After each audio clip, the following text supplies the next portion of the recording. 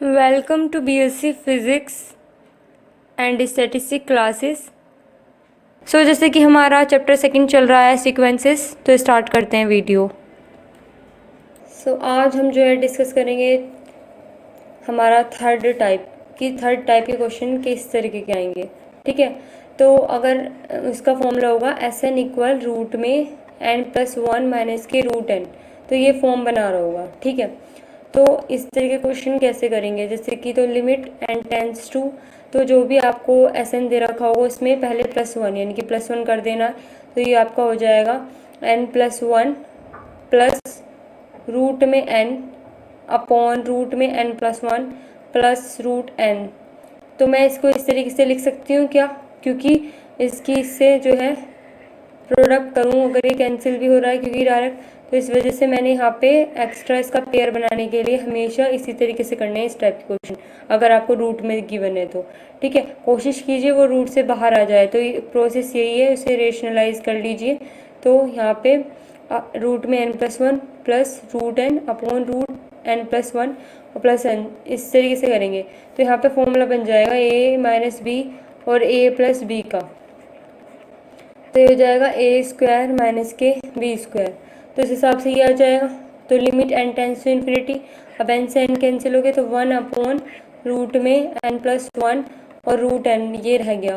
ठीक है, तो तब भी आप रखेंगे n इन्फिनिटी, तो ये 0 आएगा, तो n की फाइनाइट वैल्यू आएगी, तो n की कन्वर्जेंट होगा। तो इस टाइप के क्वेश्चन भी होंगे कि अगर आपको रूट में n दे रखा है तो उसको रेशनलाइज कीजिए, फिर उसके बाद देन इसे सॉल्व कीजिए। अब नेक्स्ट क्वेश्चन है आपका ये कि एस एन आपको ये दे रखा है, तो लिमिट मैंने रख दी इसमें direct n tends to infinity, यहाँ से n कॉमन निकाला, तो यहाँ पे हो जाएगा कितना n upon n² plus 1 upon n।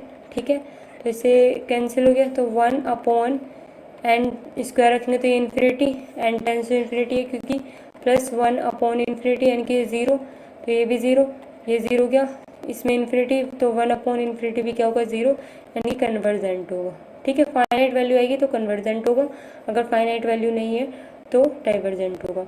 अब जैसे कि ये दे रखा है नेक्स्ट सी वाला क्वेश्चन, तो इसमें भी मैंने क्या किया, यहाँ से कॉमन ले लो, कितना n² कॉमन लेते ही आपको डायरेक्ट देखते ही पता चल रहा होगा कि यहाँ से कैंसिल हो सकता है, तो सिर्फ हमारा 1 ही आएगा।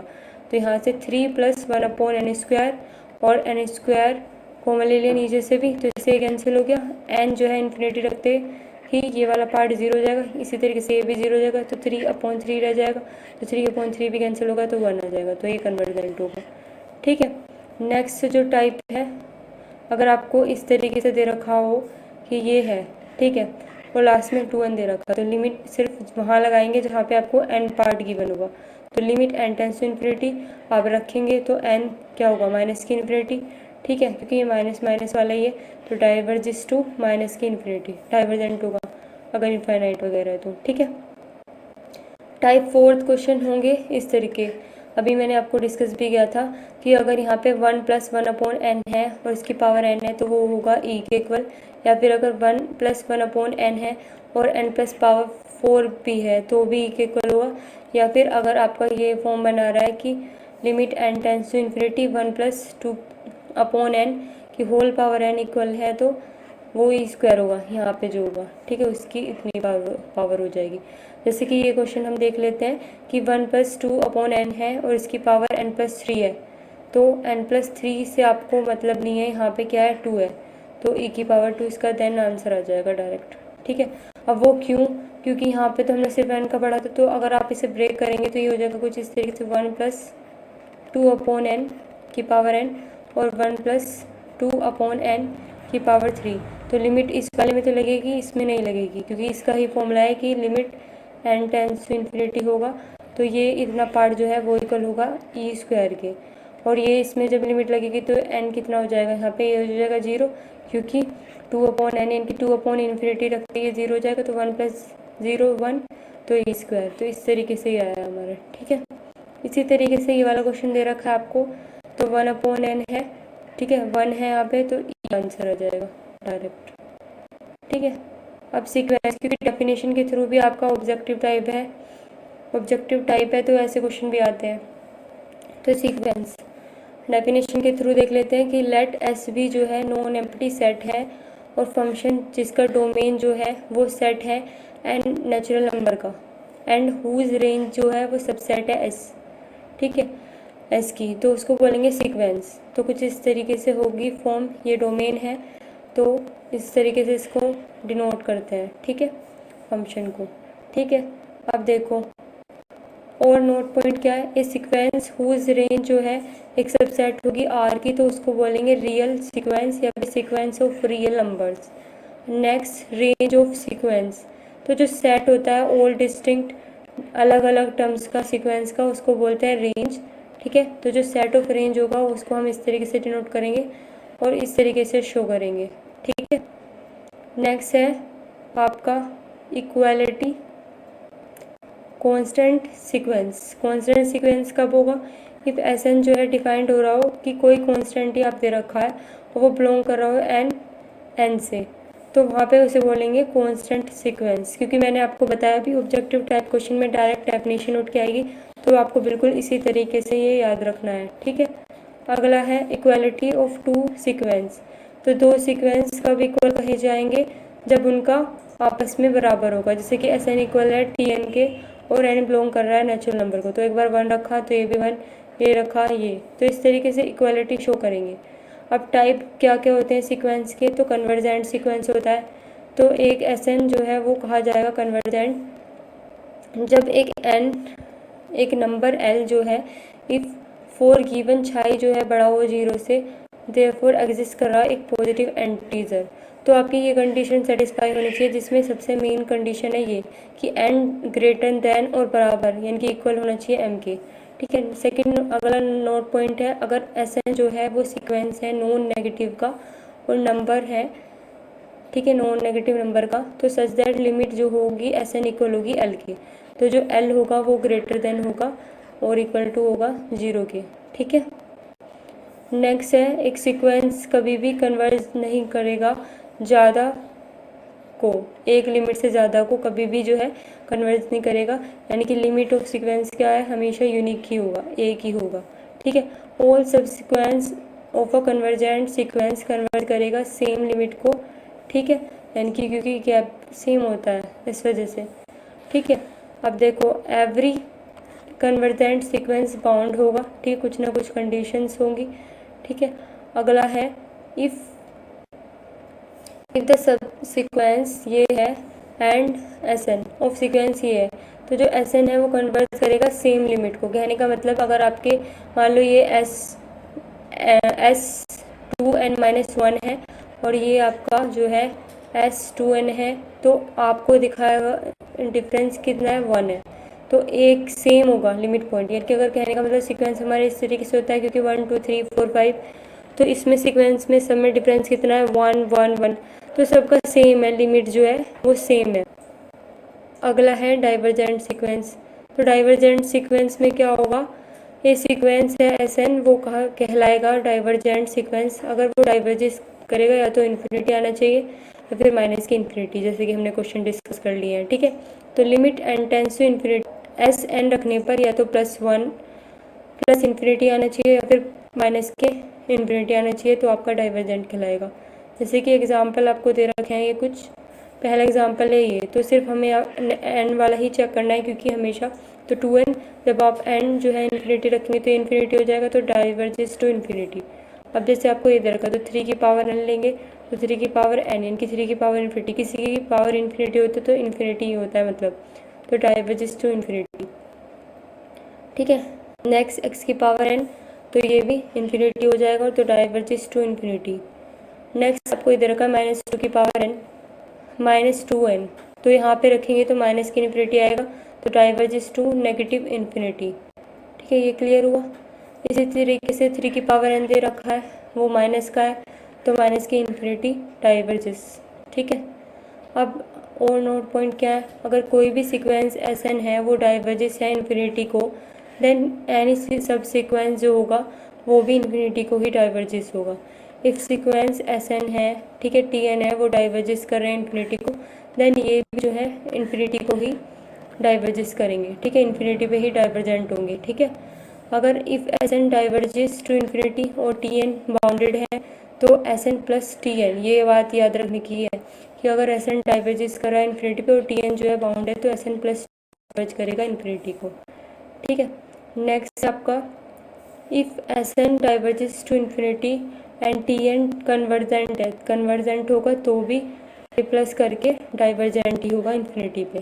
ठीक है, ये बहुत इंपॉर्टेंट है, ये लास्ट और दो। ठीक है, क्वेश्चन देखो आपको अगर ये दे रखा है कि एस एन एन की पावर पी है तो आप लिमिट रखेंगे तो वो इन्फिनिटी ही आएगा, तो diverges two plus infinity.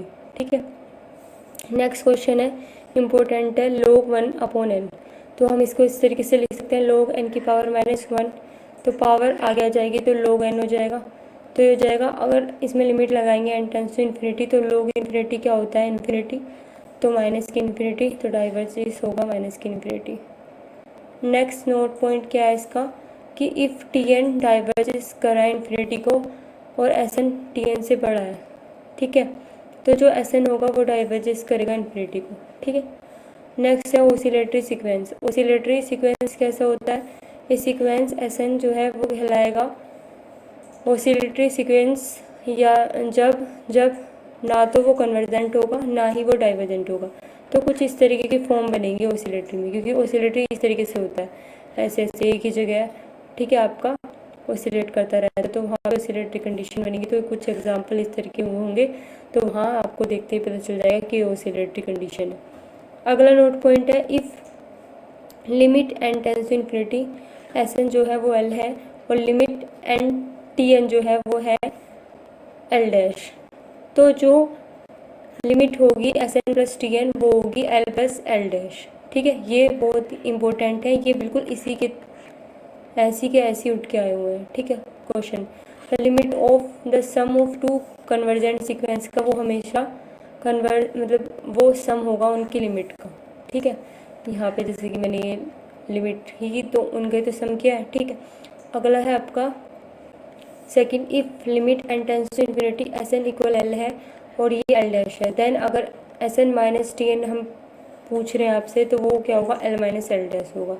If limit S N जो है वो एल है और सी बिलोंग कर रहा है आर को, देन जो limit N tends to infinity C S N जो होगा वो होगा सी एन। ठीक है, ये बिल्कुल सेम इसी तरीके से आ रहे हैं, तो आपको ये अच्छे से ये पॉइंट याद रखने हैं, जिस तरीके से मैंने फर्स्ट चैप्टर में आपको लास्ट में ऑब्जेक्टिव कराए उसी तरीके से आपको पता चल जाएगा फिर कि सेम ऐसे आ रहे हैं। If limit N tends to infinity है एस एन इक्वल एल है और limit N tends to infinity है टी एन जो है इक्वल एल डैश के, देन अगर एस एन टी एन इनकी मल्टीप्लाई कर रहे हैं तो इन दोनों की भी मल्टीप्लाई हो जाएगी, तो ये आ जाएगा। ठीक है, नेक्स्ट पॉइंट है आपका if S N and T N are convergent है सीक्वेंस सच दैट कि एस एन जो है वो छोटा है और बराबर है टी एन के और एन बिलोंग कर रहा है एन को, and limit N tends to infinity S N equal होगा एल के और टी एन इक्वल होगा एल डैश की। ठीक है, तो ये इसमें आपको ये कंडीशन याद रखनी है। नेक्स्ट है if limit N tends to infinity और एस एन इक्वल 0 के एंड सीक्वेंस जो है टी एन जो है वो बाउंडेड है, तो जो लिमिट होगी ये इस तरीके से लिखी जाएगी, limit N tends to infinity. Next है आपका if limit N tends to infinity S N equal L के and limit N tends to infinity T N equal L dash के और बराबर नहीं है 0 के। ठीक है, तो जो limit S N upon T N अगर हम लिखना चाहेंगे तो इसका डिवाइड इससे हो जाएगा, तो इस तरीके से होगी वो। ठीक है, नेक्स्ट कंडीशन है if limit N tends to infinity है और टी एन इक्वल है एल डैश के, तो अगर 1 अपॉन टी एन डैश निकालेंगे तो इसका भी अपॉन में लिखा जाएगा 1 अपॉन एन एल डैश। ठीक है, अगला है सैंडविच थ्योरम, ये बिल्कुल इसी तरीके से आती है।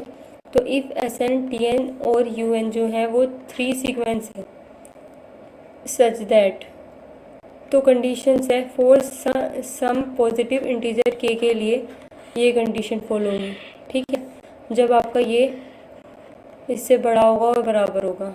सेकंड कंडीशन आपकी ये limit N tends to infinity S N वो इक्वल है अगर इसके, तो एल इक्वल इसके इक्वल एल है, तो जो limit N tends to infinity U N है वो भी एल के इक्वल ही होगा।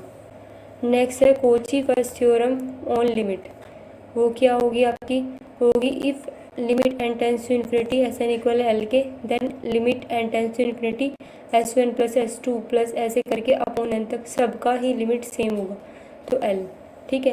कोची सेकंड थ्योरम क्या कहती है कि इफ़ एस एन जो है वो सीक्वेंस है सच दैट एस एन जो है बड़ा है 0 से, तो limit N tends to infinity S N equal L, तो देन जो ये होगा वो अगर इसकी पावर 1/n है वो भी इक्वल होगा एल के। ठीक है। अगला है सीजरो थ्योरम। ये क्या कहती है, if limit N tends to infinity है एस एन इक्वल एल के और limit N tends to infinity T N equal S के, तो अगर ये इनकी प्रोडक्ट हो रही है यहाँ पे, तो लास्ट में जो आपकी लिमिट आएंगी वो भी प्रोडक्ट में ही आएंगी। ठीक है। अगला है बोल्जानो वेस्ट्रेस थ्योरम। ठीक है। तो इसमें क्या है, every bound sequence has at least one limit point होगा सभी में। ठीक है। Note, every bounded monotonically increasing sequence convergent होता है अगर मोनोटोनिकली इंक्रीजिंग है। ठीक है। और every bounded monotonically decreasing sequence वो भी कन्वर्जेंट होगा। ठीक है। अगर इफ़ सीक्वेंस एस एन जो है वो कन्वर्जेंट है तो सीक्वेंस का मॉडुलस भी वो भी कन्वर्जेंट होगा। अगर सीक्वेंस मॉडुलस कन्वर्जेंट है तो उसका sequence normal sequence without modulation के वो कन्वर्जेंट नहीं होगा। तो ये बहुत इंपॉर्टेंट है उस हिसाब से कि इसका जो है कन्वर्स और ट्रू नहीं है। ठीक है। इनवर्स ट्रू नहीं है। अब देखो कोची सीक्वेंस क्या होता है, एक सीक्वेंस एस एन कहा जाएगा कोची सीक्वेंस अगर छाई बड़ा है 0 से और एग्जिस्ट कर रहा है एम बिलोंग कर रहा है एन को, सच दैट ये कंडीशन फॉलो होनी चाहिए। ठीक है। तो आपको एक कंडीशन पता होनी चाहिए कि S N minus S M जो है वो छोटा होना चाहिए छाई से, और एन जो है वो बड़ा और बराबर होना चाहिए एम के। इसी तरीके से N S N plus P minus S M वो भी छोटा होना चाहिए छाई से, एन के तो छोटा होगा, यहाँ पे याद रखना ये बड़ा होगा जो कंडीशन है। ठीक है। और एन ये सेम कंडीशन है जहाँ पे पी भी बड़ा होगा 0 से। और दूसरी कंडीशन ये है कि S M plus P minus S M ये भी छोटा होगा और ये बड़े होंगे, S P minus S Q ये भी छोटा होगा और ये बड़े होंगे। तो ये कंडीशन आपको इसी तरीके से याद रखनी है क्योंकि ये सेम एग्जैक्ट ऐसी आई हुई है। अगला है थ्योरम कि इफ़ एस एन जो है वो कोची सीक्वेंस है देन जो एस एन होगा वो बाउंडेड होगा, अगर कोची है तो बाउंडेड होगा। अगला है a sequence converges if and only if, अगर कोची सीक्वेंस है ये। ठीक है। अगर कोची सीक्वेंस है तभी कन्वर्ज होगा। ठीक है। मान लो अगर आपको एक क्वेश्चन दे रखा है तो कह रहा क्या होगा ये, तो क्या ये बाउंडेड है, हाँ बाउंडेड है क्योंकि इसमें लोअर लिमिट दे रखी है आपको। ठीक है। लेकिन ये कन्वर्जेंट नहीं है, ऑसिलेटरी सीक्वेंस है अगर इस तरीके से देखो प्लस माइनस इस तरीके से, और ना ही कोची सीक्वेंस है। कोची तभी होगा जब वो कन्वर्जेंट होगा, और कन्वर्जेंट नहीं है तो कोची भी नहीं है। ठीक है। नेक्स्ट है, अगर आपको ये क्वेश्चन दे रखा है इस तरीके से तो आपको इसमें लास्ट 1/n पे ही काम करेंगे आप। तो ये 0 है तो ये कन्वर्जेंट है तो इसका मतलब कोची भी होगा, कोची है तो इसका मतलब बाउंडेड भी होगा। ठीक है। और बाउंडेड है क्योंकि इसमें लोअर दे रखा है, लोअर लिमिट मिनिमम। ठीक है। अब हम इसके ऑब्जेक्टिव टाइप क्वेश्चन करेंगे नेक्स्ट वीडियो में। Okay, thanks for watching, like share subscribe. Okay, thank you.